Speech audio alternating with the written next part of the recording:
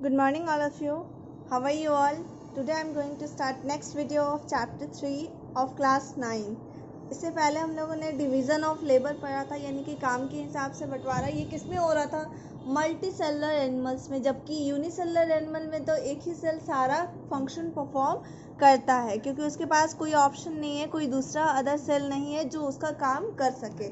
तो नेक्स्ट हम लोग को पढ़ना था कि प्लांट और एनिमल अलग अलग टाइप के टिश्यू से क्यों बने होते हैं। Plants and animals are two different type of organism. दोनों अलग अलग जीव है।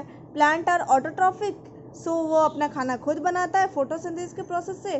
प्लांट्स आर स्टेशनरी और फिक्स्ड, यानी कि ये अपनी जगह से मूव नहीं करता। तो ये स्टेशनरी यानी कि फिक्स्ड है, दोनों बात एक ही है। They do not have to move, उसको एक जगह से दूसरी जगह नहीं जाना होता खाने की खोज में। Since they do not consume और नीड मच एनर्जी, तो वो ज़्यादा एनर्जी खर्च नहीं करते। ठीक है। Most of the plant tissue are supportive, ज़्यादातर जो प्लांट टिश्यू होते हैं वो सपोर्ट करते हैं, क्योंकि उनको सीधा खड़ा रहना होता है ना। देखते हो कितना मोटा मोटा ट्री जो होता है वो सीधा खड़ा रहता है, सपोर्टिव होता है, क्योंकि उसका cell which provide with them structural strength, यानी उसको मजबूती प्रोवाइड करने के लिए उसका जितना सेल होता है वो सपोर्टिव होता है। उसको ज़्यादातर देख रहे हो, ये सारा इम्पोर्टेंट है। मतलब कि वो चलता फिरता नहीं है, उसको ज़्यादा एनर्जी की ज़रूरत नहीं है, खाने की खोज में उसको जाना नहीं पड़ता है, वो फोटोसिंथेसिस परफॉर्म करता है और उसको एक ही जगह सीधा खड़े रहना होता है, ताकि इसके वजह से उसका सारा टिश्यू क्या होता है, सपोर्टिव होता है। मोस्ट ऑफ दीज टिश्यू क्या है उसका, xylem, phloem, sclerenchyma and cork are dead tissue. यानी कि इनमें से जितना टिश्यू है जो सपोर्टिव है, जो सपोर्ट प्रोवाइड कर रहा है, उसमें से क्या है, जाइलम और फ्लोएम, स्क्लेरेन्काइमा और कॉर्क, ये सब क्या है, डेड टिश्यू है। डेड होने के बावजूद वो उसके बॉडी से हटता नहीं है, वो वहीं रहता है। हमारा जो बॉडी का सेल होता है, जो अगर डेड हो जाता है उसको क्या होता है, हटा दिया जाता है, क्योंकि वो काम नहीं कर रहा। लेकिन यहाँ क्या है, यहाँ इसकी ज़रूरत है स्ट्रेंथ प्रोवाइड करने के लिए। क्या देता है, मजबूती देता है। They do not contain living protoplasm, living protoplasm नहीं होता। ठीक है, ये भी इंपॉर्टेंट पढ़ने में, अंदर से सूखा हुआ होता है, खाली होता है। Animals on the other hand, यानी दूसरी तरफ जो एनिमल्स है हेट्रोट्रॉफिक है, यानी कि ये क्या करते हैं, अपना खाना खुद नहीं बनाते, दूसरे प्लांट का या दूसरे एनिमल को खाते हैं। दे हैव टू मूव, ये क्या है, एक जगह से दूसरी जगह जाते हैं खाने की खोज में। मेट यानी पार्टनर, और फाइंड शेल्टर यानी कि रहने का जगह ढूंढने के लिए। इसलिए क्या है, उसको ज़्यादा एनर्जी की ज़रूरत पड़ती है, प्लांट्स के मुकाबले में ज़्यादा एनर्जी की ज़रूरत पड़ती है।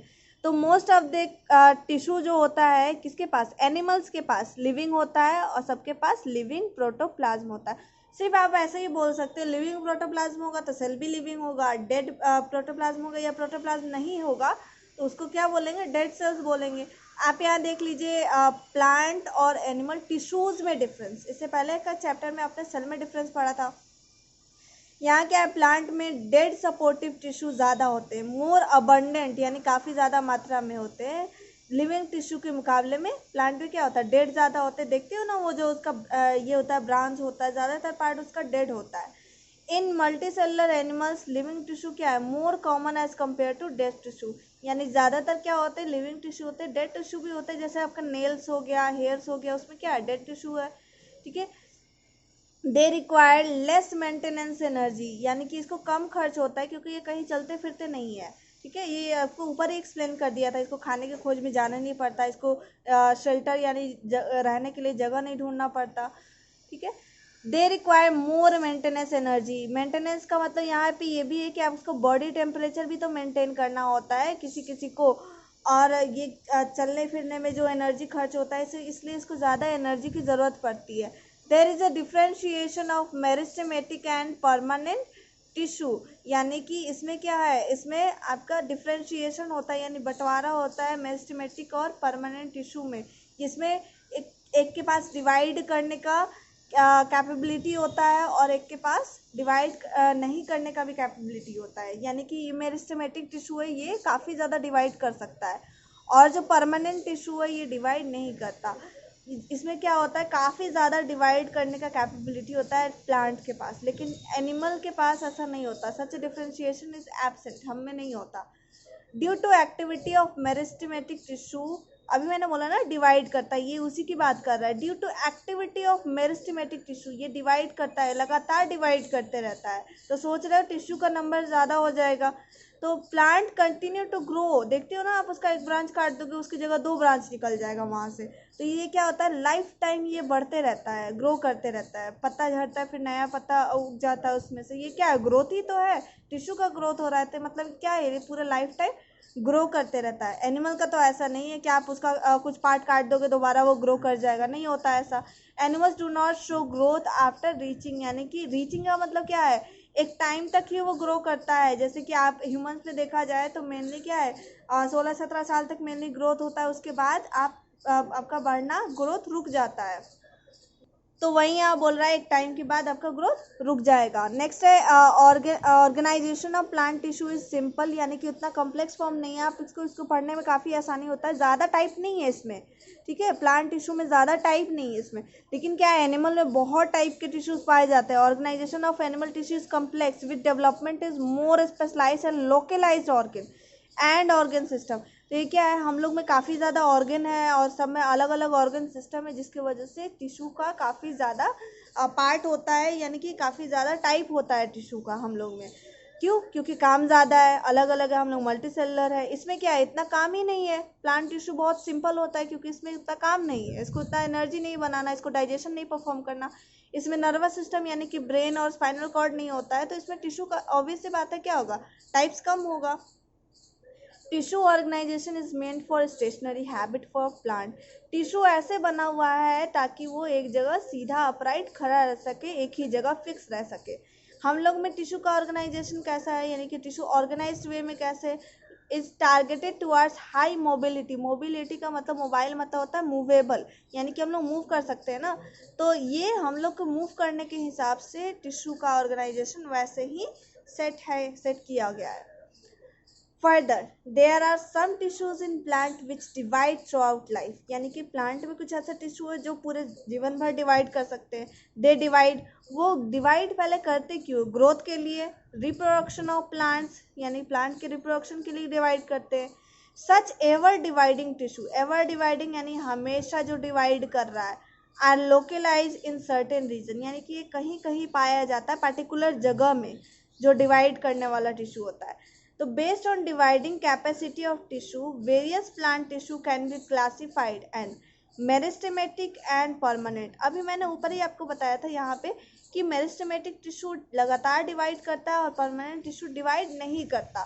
तो वही यहाँ पे बताया कि कैपेबिलिटी यानी कि एबिलिटी के हिसाब से इसको 2 भाग में बांटेंगे, एक जो डिवाइड कर सकता है यानी मेरिस्टेमेटिक, और एक जो डिवाइड नहीं कर सकता यानी permanent. In contrast to plant, यानी प्लांट के मुकाबले में एनिमल्स क्या है, growth is animals is uniform, यानी एक समान होता है, सबका एक समान ही होता है। ऐसा थोड़ी ना कि कहीं से भी आपका ग्रोथ हो जाएगा, इसमें क्या है, प्लांट में कहीं से भी ग्रोथ हो जाता है ब्रांचिंग का, ठीक है। So there is no such demarcation of dividing, यानी कि आप कहीं ये नहीं बता सकते कि कहाँ का सेल डिवाइड कर रहा है, कहाँ का सेल डिवाइड नहीं कर रहा है, क्योंकि हर जगह का एक लिमिटेड अमाउंट में ही डिवाइड करता है। एंड नॉन डिवाइडिंग रीजन, ऐसा आप नहीं बता सकते कि कहाँ का डिवाइड कर रहा है टिश्यू और कहाँ का नहीं कर रहा है। तो ऐसा एनिमल में नहीं होता, ये कैपेसिटी किसके पास है, प्लांट के पास। ये जो चार्ट है आपका प्लांट टिश्यू का, ये बहुत इम्पॉर्टेंट है, ये आपको याद रखना ही है, ये चार्ट बहुत इम्पॉर्टेंट है, ठीक है। प्लांट टिश्यू तो पहले 2 टाइप में बांटा गया, meristematic and permanent. And permanent tissue are of 2 sub type, simple and complex, यानी कि फिर परमानेंट को 2 टाइप में बांटा गया। पहले आप देखिए, पहले ये प्लांट टिश्यू है, ओवरऑल पूरा प्लांट टिश्यू 2 पार्ट में बांटा गया, यानी मेरिस्टेमेटिक एंड परमानेंट। तो इसके पास क्या है, cells are capable of cell division and have totipotency.